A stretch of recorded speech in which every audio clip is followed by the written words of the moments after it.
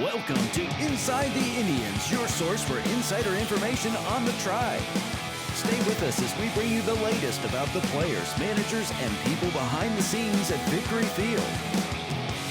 Now here's your host, the longtime broadcast voice of the Indians, Howard Kellman. Hi everybody, I'm Howard Kellman. Welcome to Inside the Indians. Kevin Christman, former scout, is our guest. We'll be back with Kevin after these words.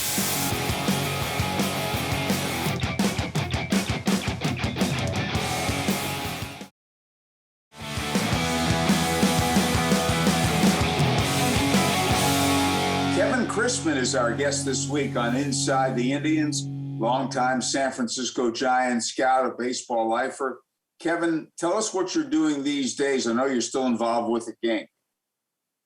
Yeah, thanks, Howard. I'm involved with Round Tripper Baseball Academy up in Westfield. It's an indoor training center that's owned by Chris and Sue Estep. Been around for about 30 years. In fact, we're having our 30-year anniversary. And just involved with shaking hands and talking to players and families and parents, kind of spreading the goodwill of baseball, help advising them through a lot of their college processes with the high school kids, doing some instruction, coaching, not as much physical work as I used to do when I was younger, but more the mental aspect of the game. And so I'm kind of just on call there. I manage some of the staff people. We run the kitchen for the snack shack, and we've got games and tournaments and training, and pretty much spend most of my time there. Tell us your background, how you got involved in scouting. What took place first? Well, I was fortunate to grow up in California and play baseball in an environment where there's a lot of really good baseball players that played professionally that lived in my neighborhood. There was 5 of us that lived in the same neighborhood that all played professional baseball. And some of those guys were a couple of years ahead of me, kind of paved the way and gave me some type of a enlightened look at what I would like to do in the future. And I was a pretty good baseball player. I was drafted and signed by the Philadelphia Phillies out of high school and elected not to go to college and pursue my baseball career right out of high school. After a short playing career, during those times of being with all those other players and being around a lot of good players in the summer, I got introduced to scouts at a young age, and I kind of gravitated to listening and learning and just kind of observing what they do. So I always kind of thought maybe one day if I was not a player that I could be a scout or a coach. And I had a sponsor. His name was Lloyd Christopher. Signed many, many big leaguers. He's deceased now. He was a veteran. He was paved the way for me when I was done playing. He opened up the doors and gave me an opportunity with a recommendation to be a full-time scout. And so that's how it came about. That's kind of how it came about. Yeah, just it kind of blossomed, and I was fed to the wolves. I remember my first job assignment, or when I first said, hey, go scout, I went out to Santa Clara University and I watched a pitcher named Greg Gore. Didn't know anything about writing a report, didn't know anything about expense report, didn't know anything about turning in when and how and where. And I remember the next morning I got 5 phone calls asking me where my report is. So I got thrown to the wolves really, really quick, but I wound up writing up Greg Gore. Detroit signed him with their first-round pick, and he pitched in the big leagues briefly. And that was the very first player that I actually ever went on a professional scout. How old are you when you got that first scouting job? I was just turning 24 years old. I was the youngest scout that was ever hired as a full-time scout in Major League Baseball. I somewhat think that might still hold, but things are different these days. So. You know, that age record might have already been broken. So now, was all your scouting with amateur players? No, my beginning career that transcended into the later years was I was a area scout on the amateur level in Northern California and Nevada. And then after 5 or 6 years from there, I was promoted to the West Coast supervisor. So I cross-checked and saw and managed 5 or 6 scouts that were on the western third of the United States, including Hawaii. And that was on the amateur level. And it also enabled me to branch into the Pacific Rim with Japan, Korea, China, Australia. So I kind of supervised that whole region on the west. And then that was the amateur portion. We always did summer scouting at the professional ranks. After we were done with the draft, we would be assigned, geographically, I was assigned some Pacific Coast League teams as well as some California League teams. When I later, as that went on, I wound up doing the national cross-checking job, and then I did some more international work as well. It was all on the amateur level. The pro scouting generally just happened after the amateur draft. That would happen in the summer, and then get put on assignments for advanced work at the major league level, go in and see certain guys, and then being able to give back information as to what we think those guys are, or how can we beat them, how can we compete against them. You reminded me of that because in my earlier years broadcasting the Indians, all scouts did both usually. And what happened, we would not see any scouts till after the amateur draft at Indianapolis Indians games. But once the draft was over, then we had all kinds of scouts coming to games. And at some point, though, it changed where you had your amateur scouts and your professional scouts, and it was separated. Yeah, that did happen. A lot of teams separated those departments and had a lead head person that would head that up. And I think it was just more of being able to get the year-round flow of information on those players year-round, opposed to maybe a short visit of 3 to 4 months or 3 months of the season.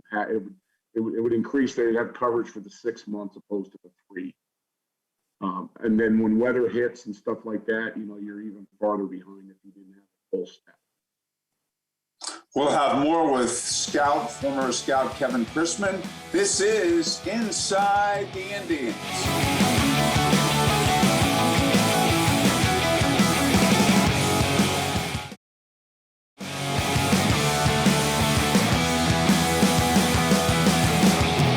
Kevin Christman, former scout for many years. Now, these days working with Round Tripper Academy in Westfield, is our guest on Inside the Indians. Kevin, what did you look for when you were doing amateur scouting? What did you look for in a young player? I think I tried to look first at the athleticism, look at the body type, the strength level. When you first go see a player, you try to look at what type of body frame they had that you could add on once they get bigger and stronger and faster, and what would you have to do to increase those chances of that player having that. So you really try to grab athletes. But, the game of baseball is baseball. You have to have skill set. It's a very unique sport, and I think you have to have skill sets to do things that other athletes don't have to do in their sport. It's a bent knee position sport. You stand around a lot. You have a 3-foot radius that you move in, so you really have to have quickness and short spurts. But I always try to look at the body frames and could you add on to those strength levels, and then what the skill sets were for the game. Could their running ability, throwing ability, hitting ability, raw power, and that translates into potentially maybe the more repetitions that this player gets a chance to play, that all of those factors increase and get better, and that's how you find your player. The 2 factors that are hard to guess on and really make an educated guess is the heartbeat, and the gut, and the determination, and what type of inner makeup that this player has as an athlete that can overcome adversities and failures, because the game is very tough. It's an extremely tough game, and I think you try to find and get a match of that physical caliber player that's a really good athlete with baseball set skills, and then it goes back to the background and the makeup and what type of mental capacities that this player has as an individual. I've always thought makeup means everything. And I think in this day and age, it's often overlooked because of analytics and people having cut back on scouts. But would you be able to get to know the player or the players you were interested in, and what kind of research did you do to find out about their makeup? Well, it's short of being like an FBI investigator. I mean, you find out, first of all, you try to hold conversations with them, which today it's even harder because they're a little bit insulated, because everyone just wants to talk about the numbers and the analytics because that's a concrete evidence. And people translate that into that's what that player is. But the makeup and the background and knowing if this kid is the right guy to take a bet on that heartbeat, you try to have conversations with them, see how they answer questions, get to know them, see what makes them tick, get to know their families and their background and where they came from, what have they been exposed to, what have they been, they're a creature, they're the product of a creature of what they've learned. So you want to know how have they been taught, what have they been taught, who they hang around with, what's their off the field aspirations, what's their off the field kind of lifestyle, because it takes a certain player, a very diligent, private, and very different individual to navigate through this system. And you just try to get a good feel that you don't have a lot of no's running around the back of your head on who this kid is, that it's all positive and going forward. But with that being said, a lot of their experiences they've gone through, you try to find out and remember, like, what did they do to get through that adversity? It's not just all positive. It's even how they handle the negatives. So you just spend time with them. Yeah, I think that's great. When you mentioned adversity, I think it's a good idea when we see a guy playing for the Indianapolis Indians who's done well. I think it's a good idea to have him struggle in the minor leagues at some point, so he has a frame of reference, because I don't care how good you are, when you get to the big leagues, you're going to have challenges.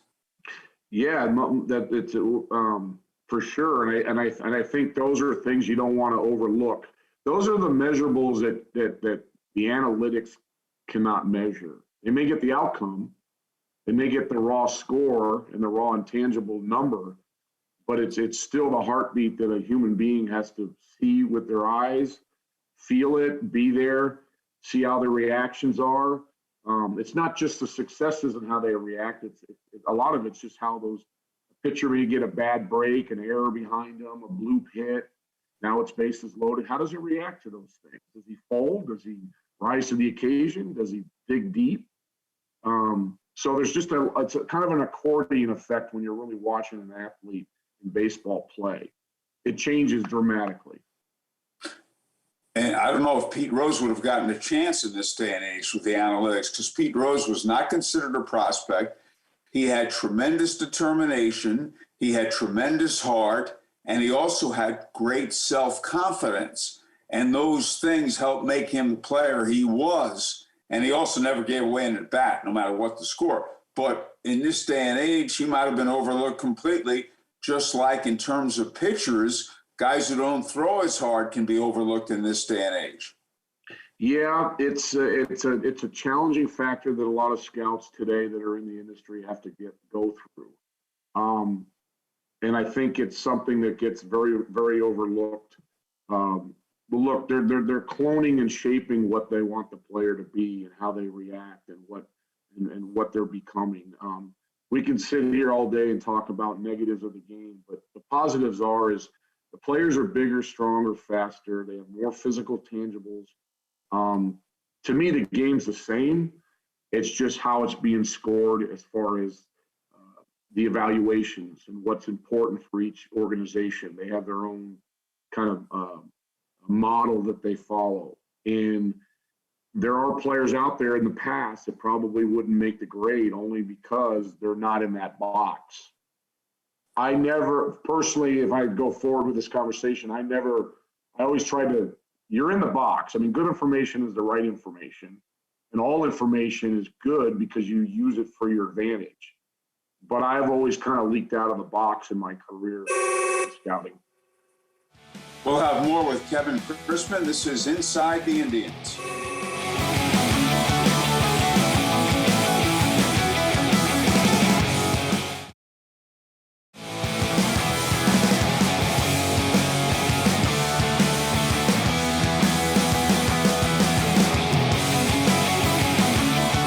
Christman is our guest this week on Inside the Indians. Kevin, you scouted. You were an amateur scout for the Giants for a long time. Tell us about that experience. A lot of memories, a lot of treasuring memories that will last a lifetime. Met some great baseball people. I've traveled the world. I saw a lot of really unique situations in life, exposed to from travel to hotels to food to people to cultures.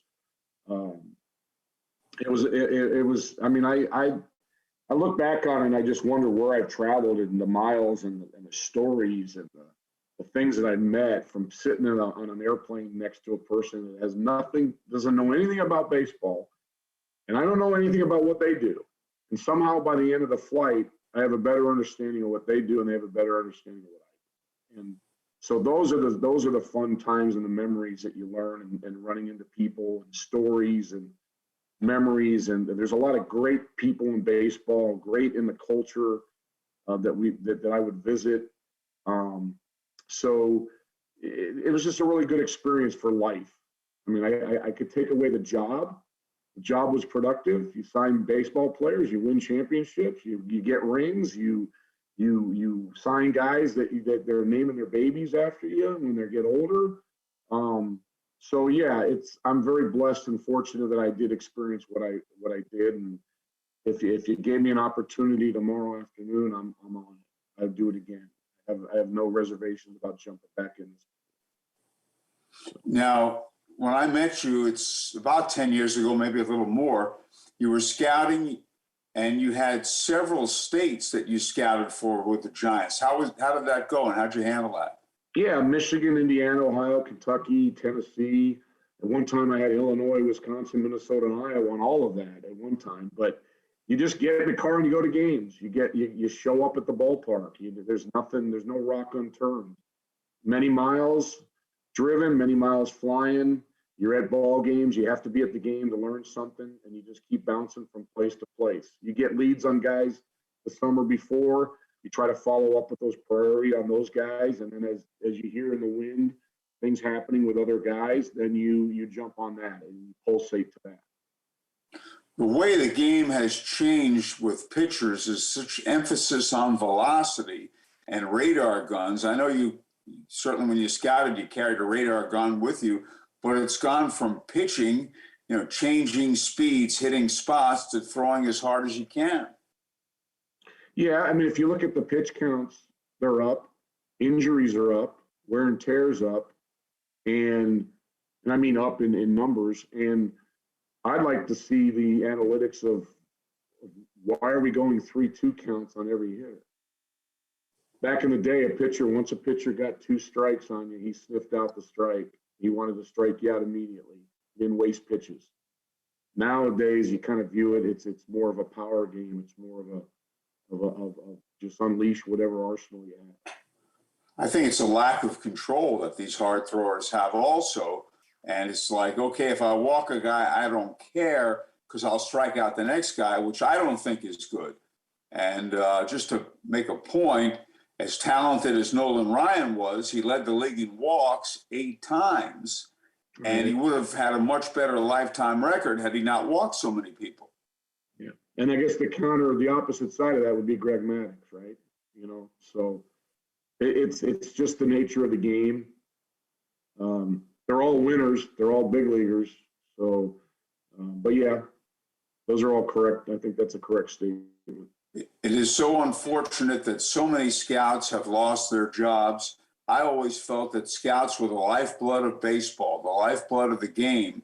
But scouts have lost their jobs. They're just going more to numbers. And they, as we talked about earlier, you can't judge somebody's makeup with analytics. And that's why we need scouts. You need a combination of all those things. There's departments for all of those areas, and you have to be able to blend them.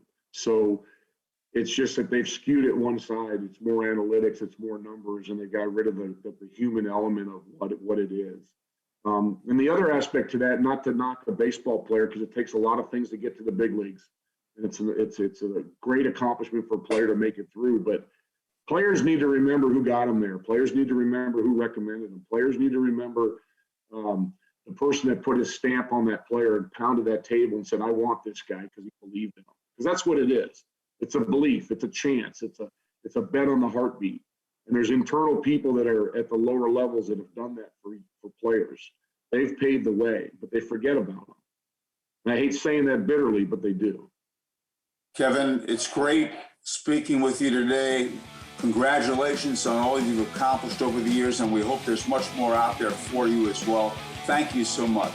Thank you. I really appreciate it. See you soon. That's Kevin Christman on Inside the Indians.